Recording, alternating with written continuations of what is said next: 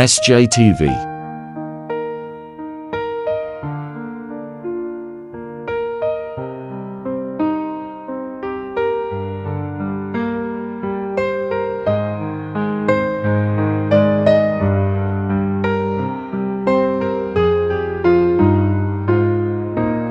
Every time I say I'm okay, I'm really fine.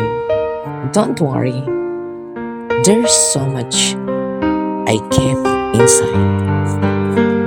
Behind those words, there are my thoughts I don't see out loud. What if my presence is a problem? Am I too much? Am I doing something wrong again? Am I enough? Do I deserve to be happy?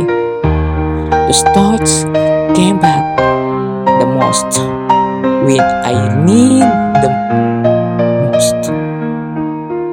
So I learned to stay quiet, to handle things on my own, to make myself smaller just to feel safe. And over time, silence became the only way I know how to protect myself. But maybe one day I learned that I don't have to hide just to feel safe. Minsan sa buhay natin, napupunta tayo sa isang lugar bilang stranger para bumuo ng panibagong experience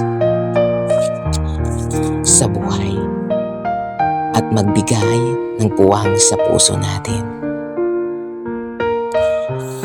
Yung tunay na rason nito ang kasama yung tao naging bahagi na ng buhay natin. Yung sabay kayong nangarap para sa kaunlad ng buhay nyo. Pero darating talaga yung time na yung mga nakasanayan nyo biglang mag-iiba. Kasi yung tunay na rason kung bakit ka napadpad sa isang lugar, bumalik na sa lugar kung saan nagsimula ang lahat. Pero sa ngayon, ang kailangan mong gawin, magpatuloy at gawin yung